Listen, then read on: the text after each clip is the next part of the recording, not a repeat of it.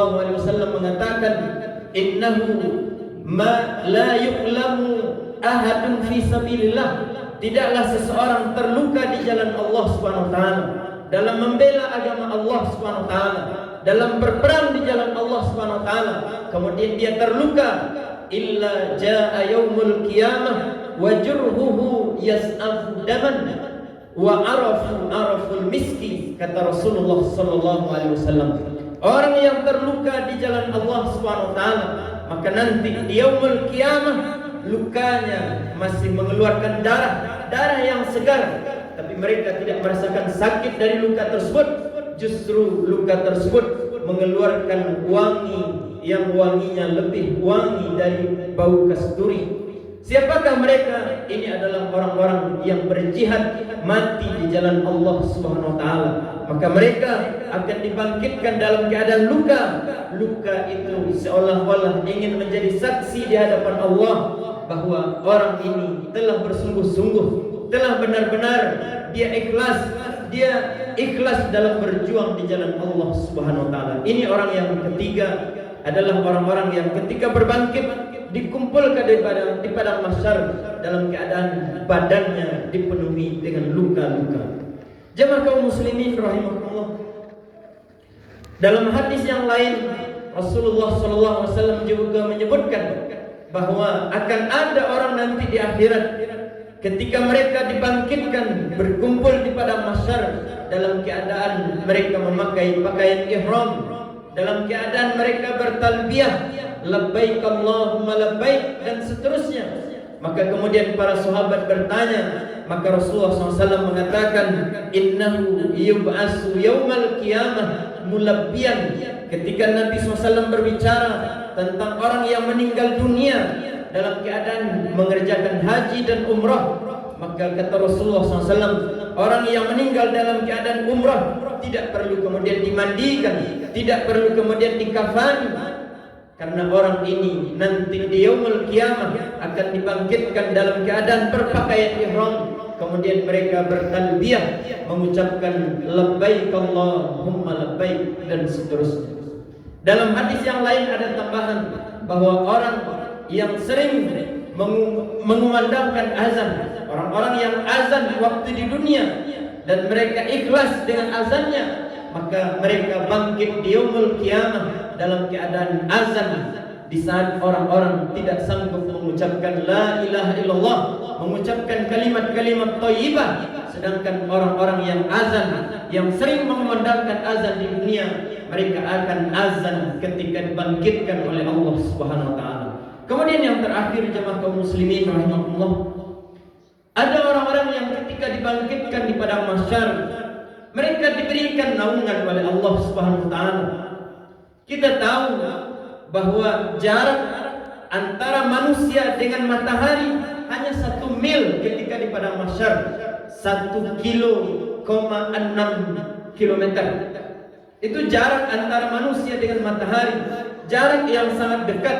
Tapi jemaah kaum muslimin rahimakumullah, ada orang-orang yang kata Rasulullah sallallahu alaihi wasallam, walaupun matahari sangat dekat, tapi mereka mendapatkan naungan dari Allah Subhanahu wa taala. Sab'atun, ada 7 kelompok, yuzilluhumullahu yauma la zilla illa zilluh, yang akan mendapatkan perlindungan, yang akan mendapatkan naungan dari Allah Subhanahu wa taala di saat tidak ada naungan kecuali naungan dari Allah Subhanahu wa taala. Yang pertama adalah imamun adil, pemimpin yang adil. Kemudian yang kedua, warajulun wasyabun nasya'a fi ibadatillah, seorang pemuda yang tumbuh berkembang dalam keadaan taat kepada Allah Subhanahu wa taala, terjauh dari kemaksiatan kepada Allah Subhanahu wa taala. Kemudian yang ketiga, warajulun qalbuhu mu'allaqun bil masajid, ada orang-orang yang hatinya terpaut dengan masjid.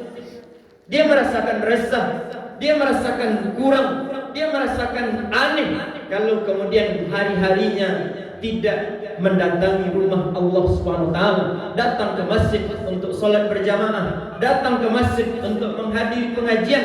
Mereka merasakan aneh kalau mereka kemudian jauh dari masjidnya Allah Subhanahu wa taala. Orang yang seperti ini akan mendapatkan naungan dari Allah Subhanahu wa taala. Kemudian yang berikutnya, wa rajulun tahaba fillah, dan orang-orang yang saling mencintai karena Allah Subhanahu wa taala, saling memberikan sokongan, saling mendorong saudara-saudaranya untuk taat kepada Allah Subhanahu wa taala. Kemudian yang berikutnya, rajulun da'athum ra'atun, seseorang pemuda yang diajak untuk melakukan kemaksiatan, kemudian dia mengatakan inni akhafullah, sesungguhnya saya takut kepada Allah Subhanahu wa taala.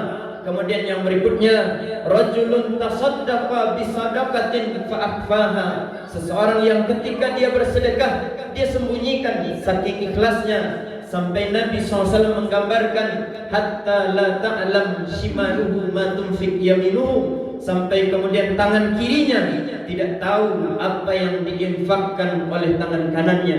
Kemudian yang terakhir, orang yang mendapatkan naungan di sisi Allah Subhanahu wa taala, rajulun zakarallaha khalian, seseorang yang mengingat Allah dalam keadaan sendirian, kemudian fafadat ainah, kemudian matanya mengeluarkan air mata, bercucuran air matanya karena takut kepada Allah Subhanahu wa taala, takut kalau amal-amalnya tidak diterima, takut kalau dosa-dosanya belum diampuni oleh Allah Subhanahu wa taala. 7 kelompok ini mereka datang nanti di yaumul kiamah di padang mahsyar, sedangkan mereka mendapatkan naungan dari Allah Subhanahu wa taala, sehingga mereka tidak kepanasan, mereka tidak merasakan panas ketika orang-orang lain kemudian merasakan panas yang menyeramkan. Maka jemaah kaum muslimin rahimakumullah, ini di antara gambaran keadaan-keadaan manusia yang sangat baik, yang insya Allah itu sebagai petanda bahwa mereka akan mudah untuk menggapai surganya Allah Subhanahu wa taala. Ada orang-orang yang ketika berbangkit dalam keadaan wajahnya putih, wajahnya bercahaya, ada yang kemudian dalam keadaan terluka, ada orang yang dalam keadaan azan, ada yang dalam keadaan bertalbiyah, ada orang yang dalam keadaan kemudian mendapatkan naungan dari Allah Subhanahu wa taala. Ini keadaan-keadaan positif yang kemungkinan besar, sekali lagi, kalau mereka mendapatkan keadaan seperti ini, maka insyaallah mereka akan selamat menuju surganya Allah Subhanahu wa taala. Ini jamaah kaum muslimin rahimakumullah yang bisa kita sampaikan dalam khutbah yang singkat ini.